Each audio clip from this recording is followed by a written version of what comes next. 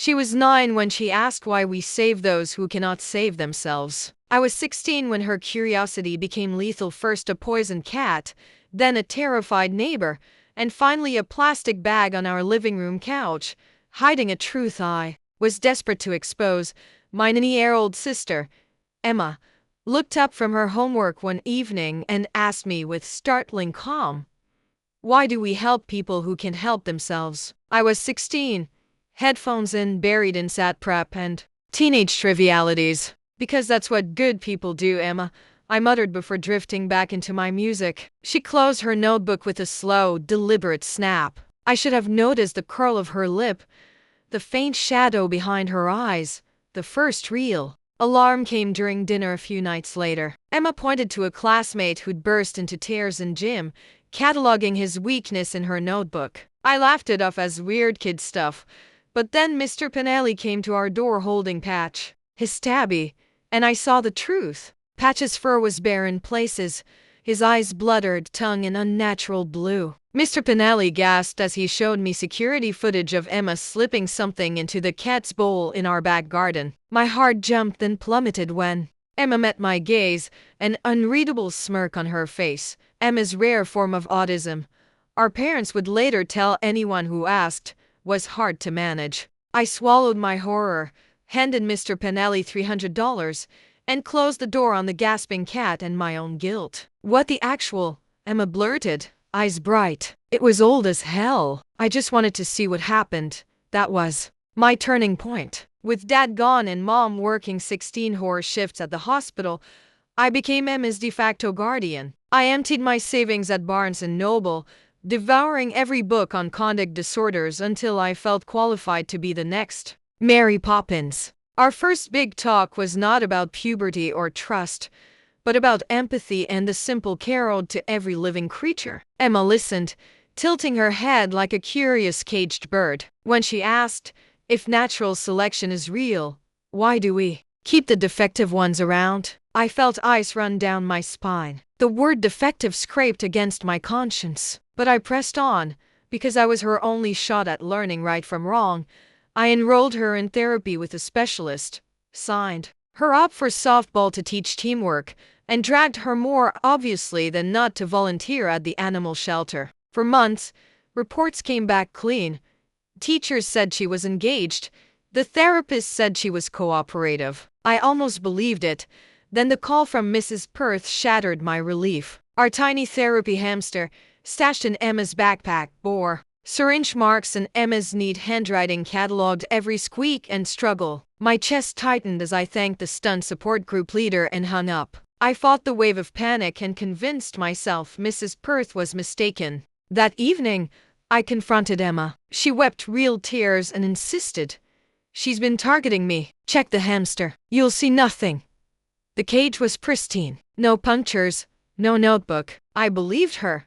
And then she said it, her smile infectious, her eyes softening in a way only a teenage crush could explain. I made a friend, a real one. She showed me Charlie, skinny, glasses slipping down his nose, an anxious freshman who beamed when Emma spoke. I gave her space, cleaning dishes while they ate pasta. Then I heard the thud.by the time I lunged across the room, Emma's full weight pressed down on Charlie's chest, a clear plastic bag sealing his fate. His body went limp, his eyes glazed. He did not struggle. She watched him collapse as calmly as she'd assessed a broken toy, then stepped aside to wash up. I screamed for her to call 911. She raised her eyebrow at me, her motions deliberate and controlled, as though staging a scene. When I finally got the dispatcher on the line, Emma was already smoothing Charlie's hair, arranging his glasses, propping a throw pillow under his head. She crouched beside him, practicing grief. First confusion, then shock, finally perfect devastation. By the time the paramedics and police arrived, Emma had composed a flawless performance. As they pulled me away, my arm still miming spar, she gave her statement in trembling voice, eyes unfocused, tears streaming down her cheeks. I left my heart on that couch. Emma left her mark on everyone else. The sirens had barely receded when two paramedics gently but firmly pulled me away from Charlie's side. My hand still hovered over his motionless chest, muscles locked in the rhythm of CPR they no longer needed. Emma sat cross-legged on the couch, perfectly composed apart from the single tear tracing a clean line down her cheek. She watched me struggle, her lips quirked in a mock sympathetic smile. A younger officer edged her away toward the living room doorway while an older detective guided me into the kitchen. The veteran looked grave as he asked me to start from the beginning. I spoke with surprising steadiness. How Emma had invited Charlie over, how I had cooked pasta, how I'd stepped away for dishes. I saved the worst to feel of that plastic bag tightening around the boy's throat from the first telling, waiting for the moment I could see honest shock in his face. It never came. Through the crack in the door, I caught Emma gesturing to the younger officer, wiping tears from her cheeks as she described Charlie's sudden collapse. She pulled out her phone to show photos of the two of them laughing earlier in the evening, proof, she said, of nothing sinister. Then she frowned in sympathy as Mr. Pennelly's replacement cat meowed in the hallway, distraught after fleeing our overrun floor. Emma knelt to coax it back inside, her tone gentle. I just fed him. I hope he comes back. Each movement was a note in her silent symphony of control. Back in the kitchen, Detective Chen questioned me about cameras. I swallowed, my laptop perched on the coffee table still running motion detect software. Before I could answer, Emma's voice broke through the archway. He's always filming me, she accused, pointing at the laptop. It made me uncomfortable. Simple lies, delivered so convincingly they dripped credibility. The detective nodded and motioned to have my laptop bagged for analysis, an easy victory in Emma's carefully staged campaign. My phone buzzed. One text after another, Emma's message firestormed to our aunts, our grandmother, Mom's best friend. Something awful happened. I am so scared. Please pray for me. By the time I glanced at the texts, the narrative had already shifted.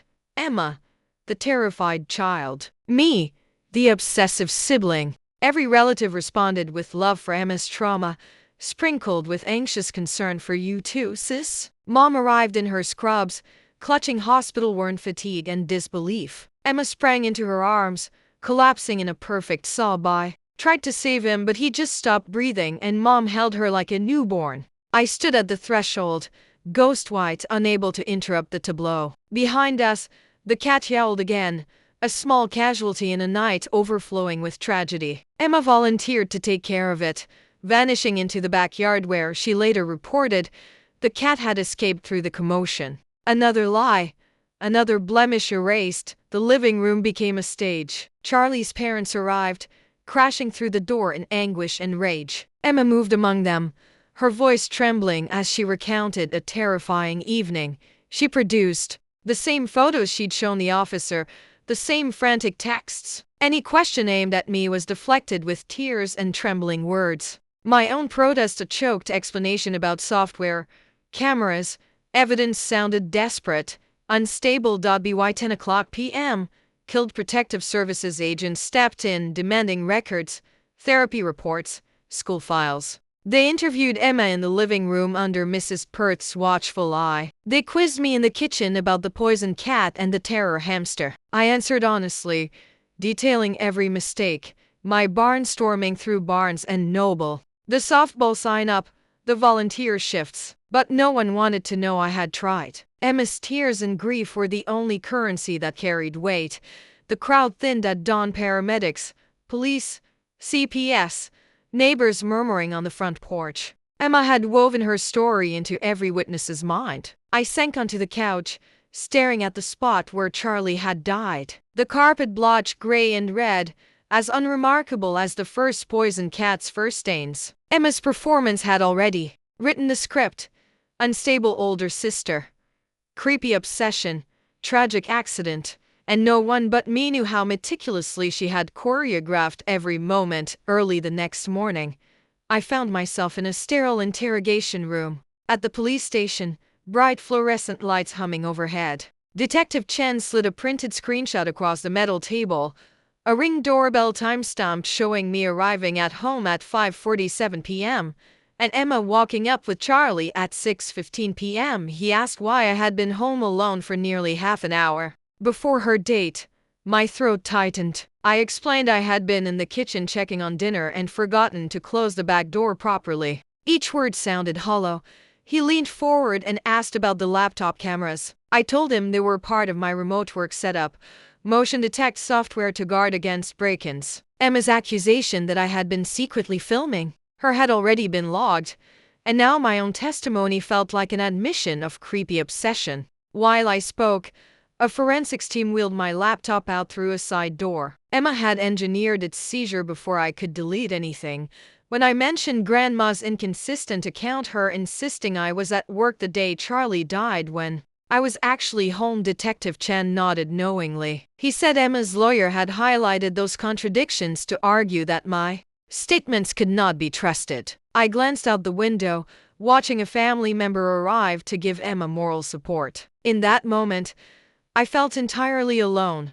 After 2 hours, the interrogation wound down. Chen told me they would need to review therapy records, support group notes, and school files. I realized that every resource I had gathered, texts, journal entries, photos, was already in Emma's hands, weaponized to paint me as the dangerous one. He stood, motioning me to follow him out. As I passed the lobby, people whispered, "That is his sister.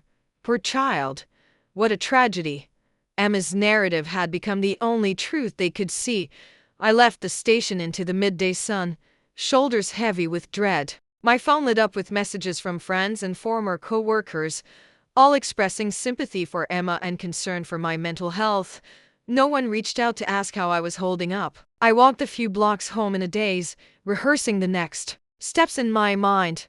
Obtaining the Johnsons' doorbell footage, tracking down Mrs. Perth to testify, retrieving Charlie's phone backup from the cloud. Each plan felt like scaling a mountain in sneakers.